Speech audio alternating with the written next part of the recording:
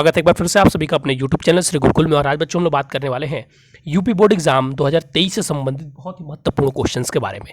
आज बच्चों ये चैप्टर जो अम्ल क्षार लवण है, देखिए इस चैप्टर को आप समझ लीजिए। हम आज इस चैप्टर के बारे में बात नहीं करने वाले, क्योंकि आज हम जो प्रश्न आपको बताएंगे, जैसा आपने थंबनेल में देखा होगा, वो आपके एग्जाम में निश्चित है कि 4 नंबर का आएगा। इस चैप्टर के बारे में देखिए डीपली हम बहुत अच्छे से भी डिस्कस करेंगे। इस चैप्टर से कुछ और क्वेश्चन भी ऐड करने हैं। आज हम इस चैप्टर के बारे में बात नहीं कर रहे हैं, ठीक है। भले ही इस चैप्टर में ये चीज़ें शामिल होंगी जब मैं इस चैप्टर को कंप्लीट कराऊंगा तब भी, लेकिन मैं इसको अलग से भी आपको इसलिए बता रहा हूं, इस बात को याद रखें।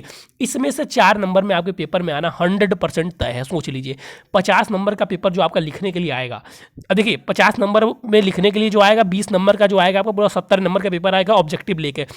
23 का वेटेज होता है केमिस्ट्री का, जिसमें से 4 नंबर का वेटेज मैं कह रहा हूँ यहाँ से रहेगा।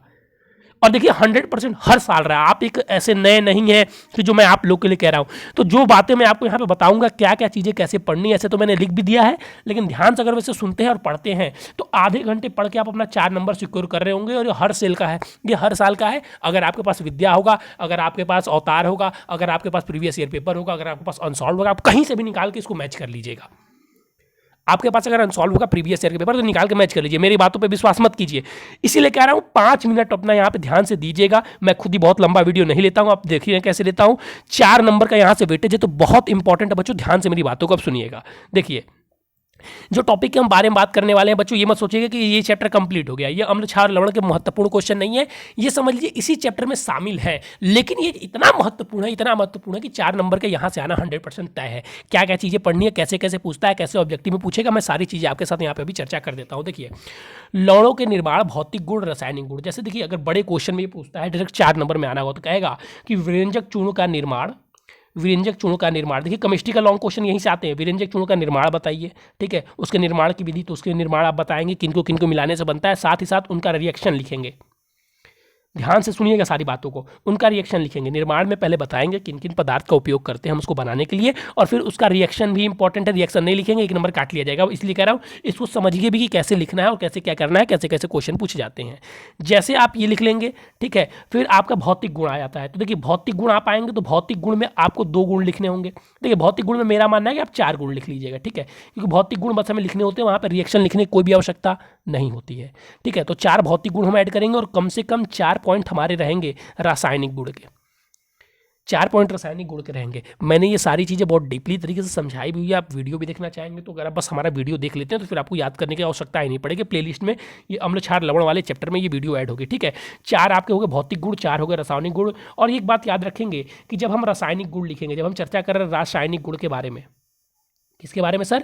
रासायनिक गुण के बारे में, ठीक है। तो रासायनिक गुण में जैसे हम प्रथम लिखें तो उसके बारे में बता रहे हैं कि मतलब ये इसके साथ रिएक्ट करके ये गंध देता है या पीला रंग बनाता है या जल बनाता है, तो फिर उसका रिएक्शन भी याद रखेंगे भाई। देखिए जो बातें हैं मैं साफ साफ आपको यहाँ पे पूरी तरीके से डिनोट कर दे रहा हूँ, उसका रिएक्शन भी यहाँ पर लिखेंगे, ठीक है। और लास्ट में आता है उसका उपयोग, कि हम लोग विरंजक चूर्ण का उपयोग कहाँ कहाँ करते हैं, किस लिए करते हैं। इसमें कम से कम 4 पॉइंट सारे में, जो मैं यहाँ पे 5 लिखा हुआ हूँ, चाहे प्लास्टर ऑफ पेरिस हो, धोने का सोडा हो, बेकिंग सोडा हो, कास्टिक सोडा हो, पाँचों के आपके याद होने चाहिए सारी तरीके से। 4 भौतिक गुण, 4 रासायनिक गुण और उसके निर्माण की विधि, और चारों रासायनिक गुण के समीकरण और निर्माण की विधि के रासायनिक समीकरण, और साथ में आपको उनके उपयोग याद होने चाहिए। देखिए बच्चों ये तो हो गया लॉन्ग क्वेश्चन में पूछने का, ठीक है, ये तो हो गया लॉन्ग क्वेश्चन में पूछने का यहाँ से। अब देखिए यहाँ पे बहुविकल्पीय में कैसे उठाएगा, और मैं 4 नंबर बोल रहा हूँ, इसमें से मिनिमम 4 नंबर का वेटेज लेके चलिएगा। मैक्सिमम आप 6 नंबर भी उठा सकता है। अब आप कहेंगे सर 6 नंबर कैसे मैक्सिमम उठा सकता है, एक चैप्टर से केमिस्ट्री में इतना दे देगा।